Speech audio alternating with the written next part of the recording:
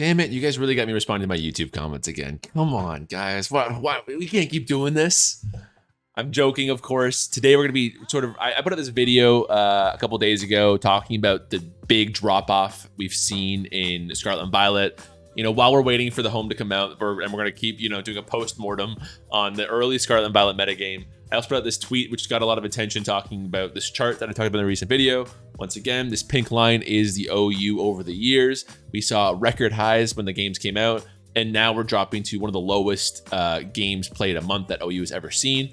And so this video is just talking about, there's been a lot of interesting responses sent to me about why that could be, different theories, shit like that. And we're just gonna be talking about it a little bit because I don't know if I have an answer one way or the other, but there's just some interesting discussion to be had. So let's get into it. So probably the most dominant response I saw was talking about just the metagame being stale right now. Anybody who's played it a lot knows that there's kind of just the big dogs of being Great Tusk, Golden Go, King Gambit, and to a lesser extent, Dragapult, Guess Corviknight, Iron Valiant. These are kind of the dogs that run everything.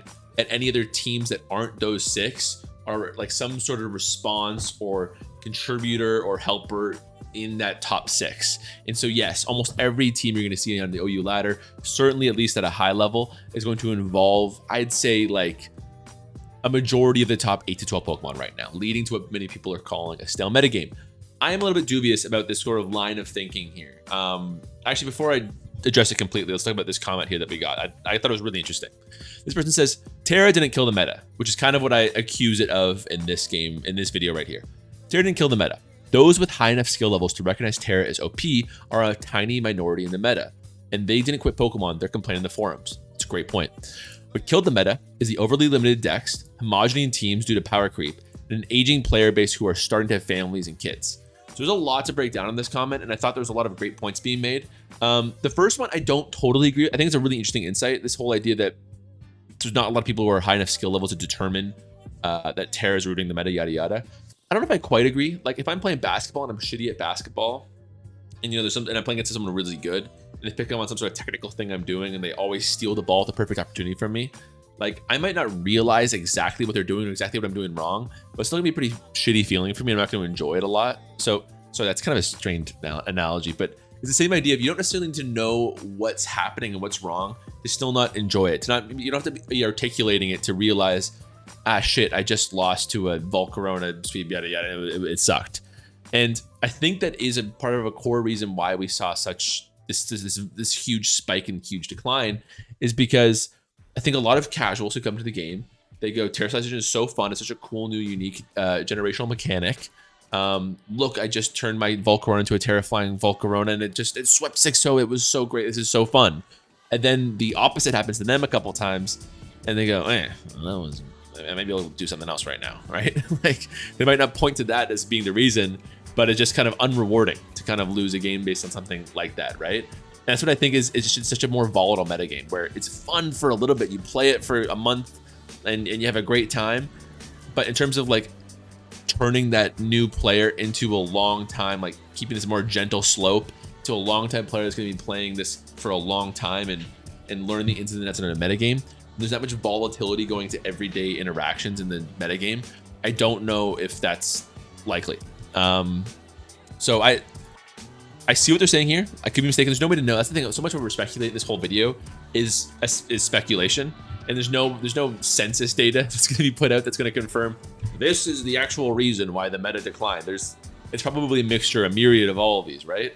But I'm just a little bit dubious of that because, sure, maybe not everyone realizes the toxic nature of sterilization, but I don't think a lot of people enjoy it when it happens. What killed the meta is the overly... Actually, no, I'm going to skip ahead actually and talk about this part too, because there's a lot of responses I got that were talking about out-of-game factors for the loss of players. And that was something I didn't expect going into it. It was really interesting. And I really connected with this one in particular because I think a lot of Showdown players are people like me. They start playing the games when they're young, right? They go into young adulthood, whatever, and they come back to games from their childhood and they want to play it more competitively. See me with Super Smash Bros. See me with Pokemon. It's me to a T. And then now they're in the stage of life in their mid to late 20s like I am. And they're starting to get like, I still love it, but it's just hard to find the time anymore. There's other commitments. Life comes in the way. Family comes in the way, yada, yada, right?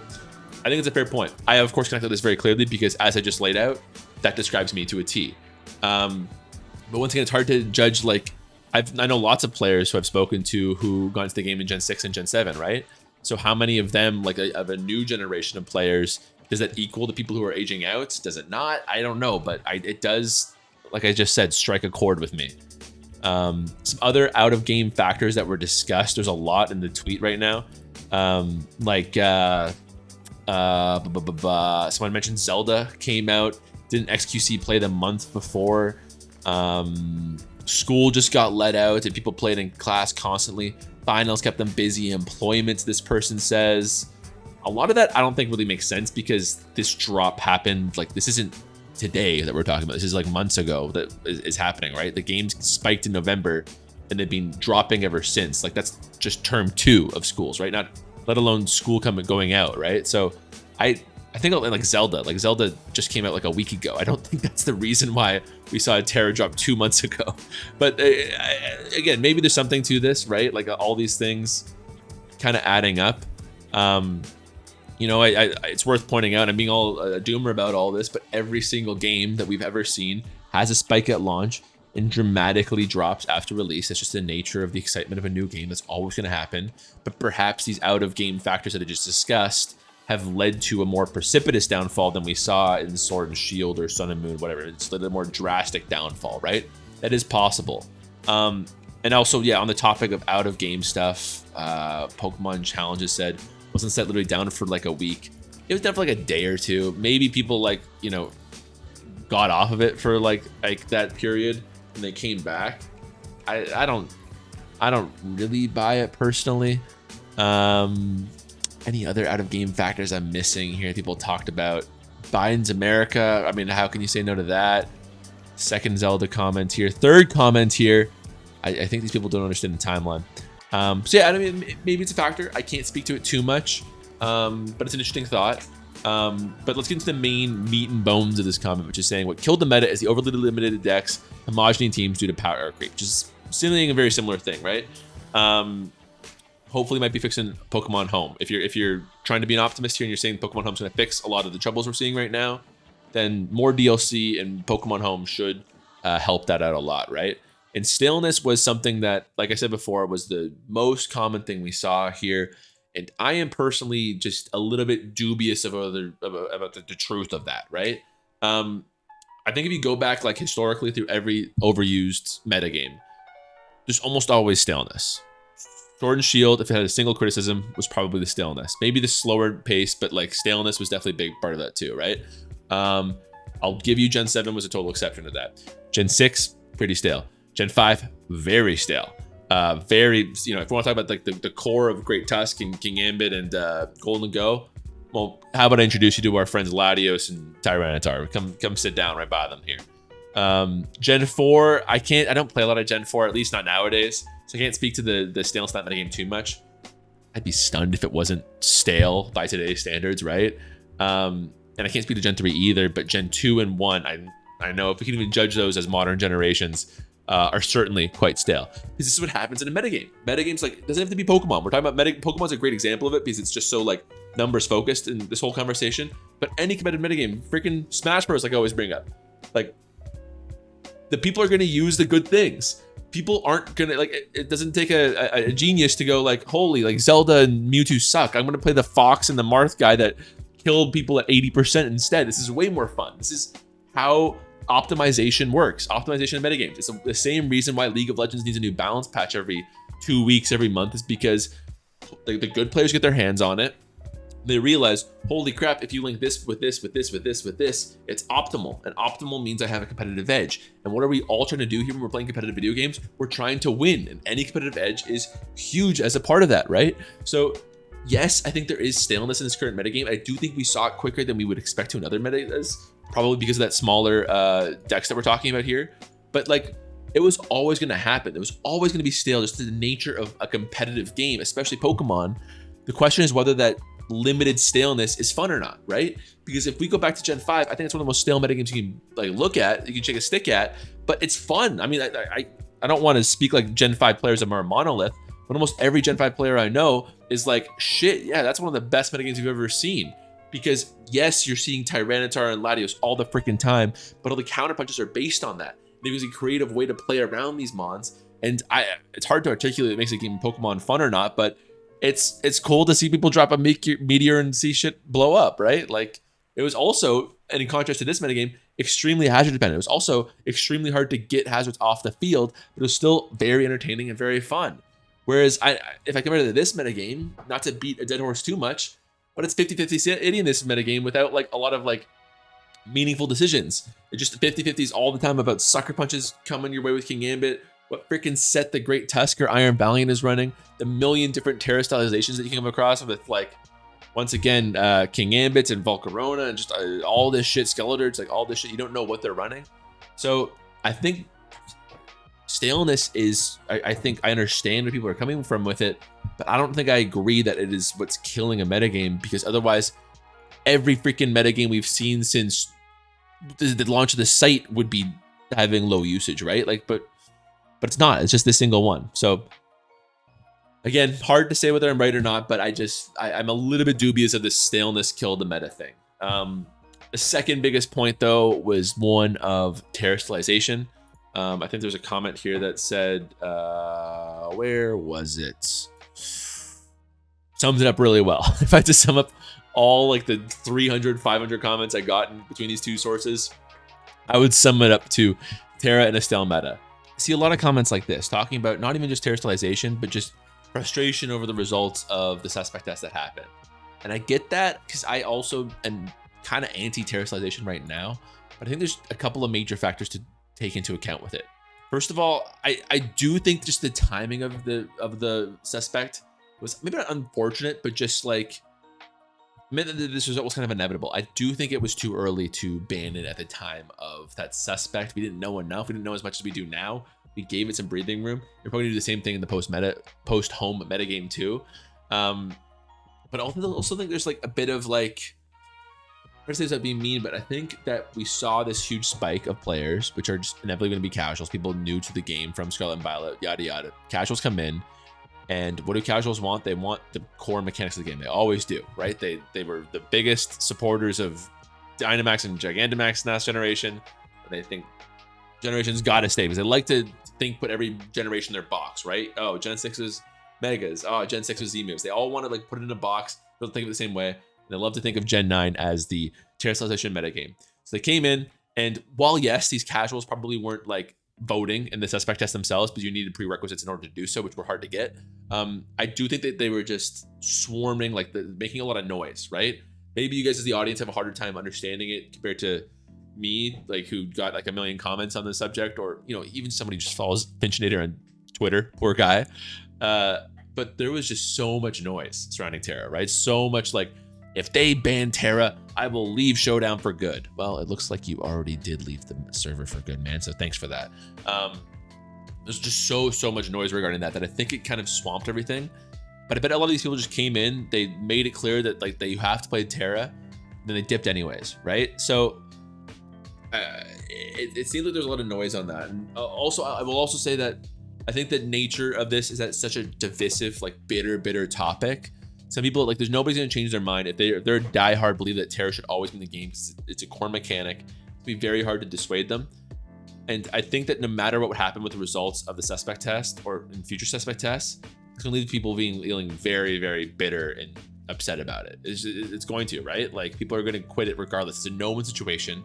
You have a 50-50 like split like that. What do you do, right? There is no right answer.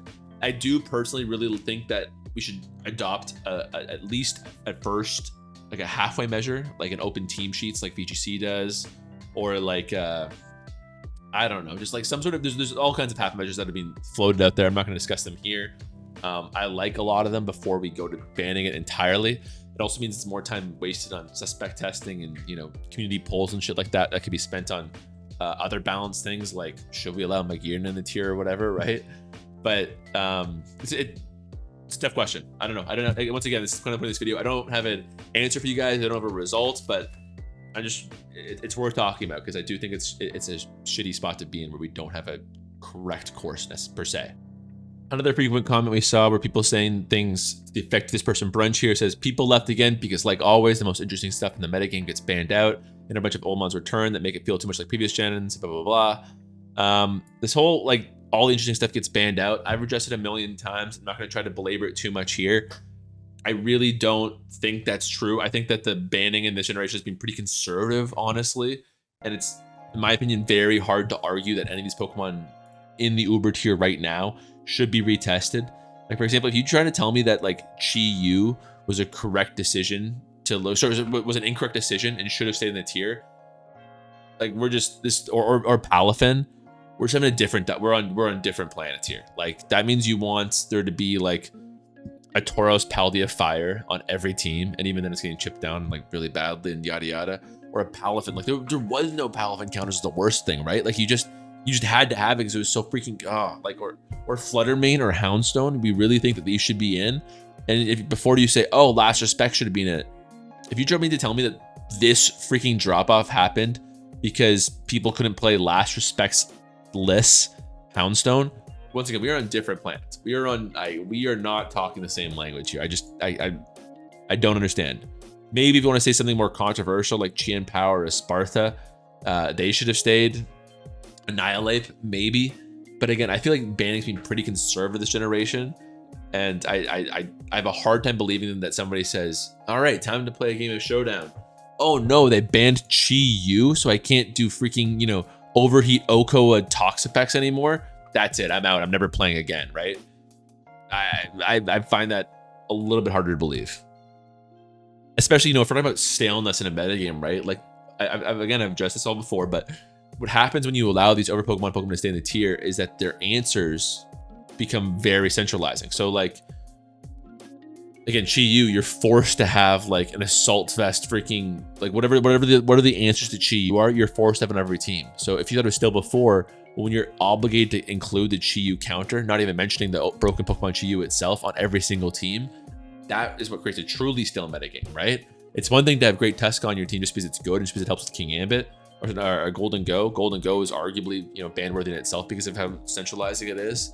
But like, well, let's get into the real dogs here, Chi-Yu and Chien Pao and Annihilate and Palafin, because they really restricted team building, right? So it almost seems like the two are at odds, those two arguments, right? Those are the major arguments. There was like, those are the ones that saw the most representation on the tweet and the video I put out, but there were some other things that would be worth pointing out. Like, for example, I think I said this in the video too, the OU line and the Nat Dex line are very linked, right? The number of total of 2 million, if you combine Nat Dex and OU, it's almost always hit. Like if we just use that as a metric, right? As one wanes, the other one rises. So that is a factor. Some people just, if you want to categorize as one, then this whole thing might seem kind of nonsense. Maybe even the minority where I kind of think of Nat Dex as like essentially an OM still. Like it's not a real thing, and it's going to become, I think, less and less like real as the generations proceed on. Like, are we really going to be in generation 11 and have two more generational mechanics and have like Dragapult Mega Evolve Terrastalize Steel, uses Z move like Devastating Drake, and then he uses Gen 10's Purplish Max and then turns into a purple form that destroys the whole we're gonna have all that. Like Nat Dex I have no beef with, but I just feel like it's going to become less and less of a thing as more and more bloat gets added into the Pokemon, like a pantheon, whatever you want to call it. But yes, in terms of like, if you want to point to a reason, maybe it's that. And maybe this is all like doom and gloom for no reason when the general games played is quite similar. I think it's interesting to see that the main format of the website, frankly, especially over all this time, is waning to this degree. In fact, there's also a lot of people talking about like the anticipation for Pokemon Home is driving people away. Again, I don't really buy that because this is a drop that happened within 2 months. This isn't like January. I don't think people in January are like, well, I'm going to stop playing. I'm going to wait for Pokemon Home to come out. I don't really think that's the case. Well, speaking for myself, I actually didn't play very much in January at all because I just knew there's a lot of bans that were going to come. And I was waiting until like some of the main ones went through before I learned the metagame. In fact, if I have to like give my, you know, official stance on why I think this drop has happened, you know, I've spent a lot of words on this, but if I have to give my reason, I would say it's mostly just that it is an unforgiving meta to learn, right? It's fun to play for a little bit. But if we're talking about what keeps people playing the game months and months down the line, it's because they find it rewarding and entertaining, of course, right? But it's such an unforgiving metagame to learn. I've made my struggles with it well known. And most of the spike was probably just kind of unserious noobs, right? People that like, I was willing to put in this effort. I was barely able to put in this effort. I might not have done it independent of a freaking YouTube channel dedicated to the fact, right? But the average person might not. When they lose their 5th game to reasons they can't really determine, are they likely to stay, or are they likely to go, you know what, let's just get another Apex game with my friends, right? That is my 2 cents. And I do think the NatDex popularity surge, I personally, my reason, that's a big thing to it too. I just think that like, if you're gonna, you know, embrace this thunder, why not go to NatDex where it's even crazier, you know? So I don't know, that's my 2 cents. Hope you guys enjoyed. Hope you, I don't know, have more thoughts on it. It's an interesting discussion nonetheless. We're kind of in this like, off season of Pokemon right now where I personally don't see a lot of value in playing Scarlet and Violet like too seriously right now. Like I had a lot of guides planned for the OU tier right now, but I'm gonna wait, of course, until Home comes out. So yeah, it feels like we're in like an off season right now, like in between major things. So yeah, anyways, let me know any thoughts you guys have. And hopefully we'll get a video talking about some of the bans that are already leaking out from Finchinator here. But I'll catch you guys next time. Take it easy.